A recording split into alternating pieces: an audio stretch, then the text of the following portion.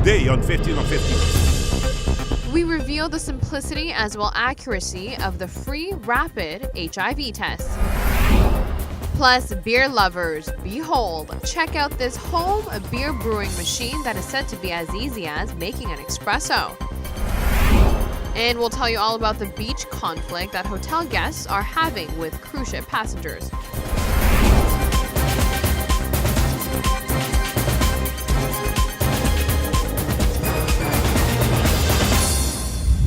Thanks for joining us. I'm Yentl Lieuw. The number of HIV cases on the island are on the rise, primarily due to the fact there is a stigma to being tested. Ultimately, if you don't get tested, you won't know that you have the virus, and so you will keep spreading it. Aruba's HIV team is on a mission to encourage patients to get tested, ensuring that their privacy will remain intact. The Pan American Health Organization provided the rapid HIV test kits free for Aruba, allowing the island's HIV team to conduct the test for free as well. It is easy and accurate. It's reliable, so it has a sensitivity and a specificity of more than 99%. It means that if it's negative for sure.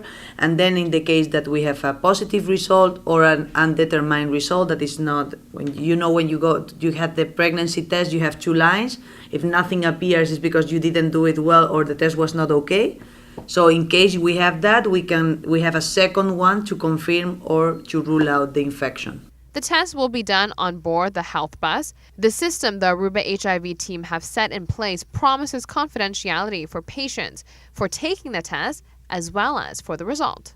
So once you enter, you can do the sugar, the blood pressure, the weight and everything, and you can also receive the HIV test, but nobody's going to know who is entering for one thing and who is entering for another, because we are not going to do a special day for HIV. It's just that we are going to incorporate our test to the regular things of the bus. So once you are inside, you do everything, you wait for your results of everything, and everybody enters the same room to receive all the results. And everybody goes out from the same door, so nobody's going to know what is happening inside. So it's something completely private and anonymous. Besides, for the test, the Aruba HIV team plans on providing additional necessary information to the patients, whether the results show it is negative or positive. If it's negative, we are just going to say, okay, it's negative, so you can relax a little bit, and then we can talk in another place, because we want to continue the counseling and the education. So we can talk in another place about how to avoid this in the future, how to continue being negative. If the patient is positive, we are going to say, okay, listen, your result is positive, we still have to do more things with you, and so we have to go and talk in another private place, the same thing. So there's no difference between anybody. The free HIV rapid test will be available on board the health bus. Locations and times are to be announced. In other local news, the amount of stay-over tourists in 2014 increased by close to 10% compared to 2013. The director of Aruba Tourism Authority says this is thanks to two specific markets. There are several reasons, of course, in contributing to this result. First of all, the two primary markets for Aruba, the U.S. market as well as the Venezuelan market, both booked a great result at the end of last year, with the U.S., to be specific in regards to that market, showing an increase of 3.7%, for instance. However, also in line with the strategy for Aruba, in line with the diversification strategy, we're seeing continuous good results in respect to other markets. For example, an increase out of Colombia, increase out of Brazil, Italy, Chile. So that also, of course, contributes to the two primary markets showing an increase. Additionally, visitors in 2014 spent more. There was an increase of 20.6% revenue per available room last year compared to 2013. Ronella says this is a solid performance. The success is credited to a team effort. The government, AHATA, and ATA are on the same page. The role of ATA is target marketing. It's very important that our job is two-pronged. We are the authority in regards to tourism on the island. One of the very important tasks that we have is to attract visitors to the island, to make sure that they know about Aruba, and to make sure that when they think about vacationing, that Aruba is part of the consideration set, and that people are informed through the way we want, through what we want to wish them to be informed us, and that they choose Aruba as their vacation destination. The director of ATA will reveal the projection for 2015 on Thursday night's edition of 15 on 15. On that note, we will be right back. Stay with us. After the break, we'll show you robots doing manicures.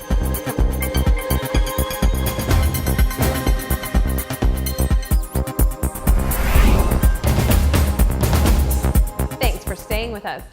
Beer is a popular drink of choice, indeed. Home brewing your own beer is a popular hobby for some hard-working beer lovers, but it is time-consuming and complicated. So, cue in the Pico Brew Zematic. It is billed as an espresso maker for beer. Check it out. This is the world's first fully automatic all-grain brewing system. The Pico Brew Zematic is an appliance that streamlines the brewing process to 3.5 hours. It is fully automated. It takes grains, hops, and any other adjuncts that you'd like to add to your beer. All you do is load it into the unit with a keg of water. 3.5 hours later, you can dump unfermented beer into the keg, then cool it down, pitch the yeast, and 2 weeks later, your beer is ready. The company also has a great online component. There is a recipe library with 140 formulas. Owners of the machine can also share their own recipes online as well.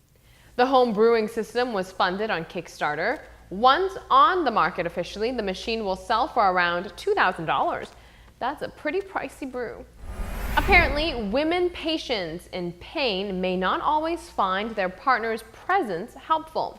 The presence of a romantic partner during painful medical procedures could make women feel worse rather than better.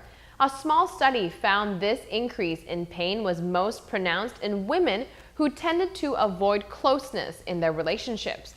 The authors say bringing a loved one along for support may not be the best strategy for every patient.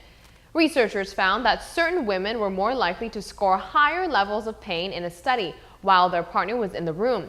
These were women who said they preferred to avoid closeness, trusted themselves more than their partners, and felt uncomfortable in their relationships. Researchers say the findings were mirrored in the brain activity tests as well. Robots can pretty much be programmed to do many tasks, now including manicures. Take a look. One company in Osaka, Japan programs robots to do all types of tasks. This robot has undergone 10 days worth of programming to learn how to do nails.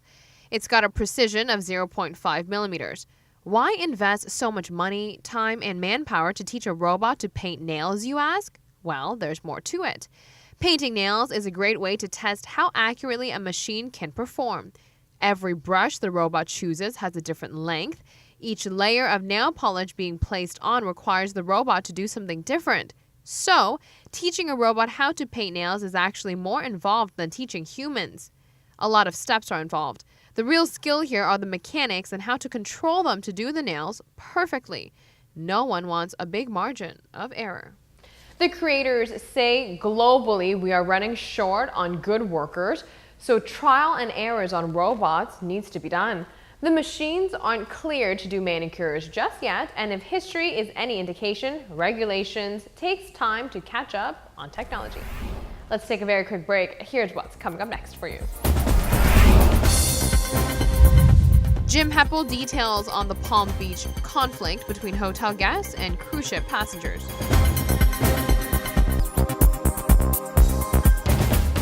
Palm Beach is overpopulated with visitors and vendors. In the fall of 2013, a policy was approved by the Ministry of Tourism and it was set in place, but it took some time to have it implemented. It has officially been executed recently. First order of business on this particular policy is to redirect cruise passenger traffic to enjoy Aruba's beaches elsewhere than Palm Beach. One of the issues the beach policy aims to address is the conflict between hotel guests as well as cruise ship tourists. And certainly Palm Beach, certainly over the past few years, has become overwhelmed for a number of reasons. One being the fact that many of the cab drivers, and I think even the cruise lines themselves, have been telling cruise passengers that if you want a beach experience in Aruba, then go to Palm Beach. And so consequently, between November and April, which is high season for the cruise industry, and also high season for the hotels, when people pay the most for their rooms, you begin to have a conflict between what is happening on the beach between the cruise passengers and the hotel guests. The cruise ship passengers are setting up right in front of the hotel guests once they arrive at Palm Beach. This obstructs the view that they are entitled to. So consequently, the hotel guest is basically saying, well, who are all these people in between me and the sea? And we understand that business people have a right to earn a living, and that they have basically created a situation where they're renting chairs and umbrellas to these cruise passengers.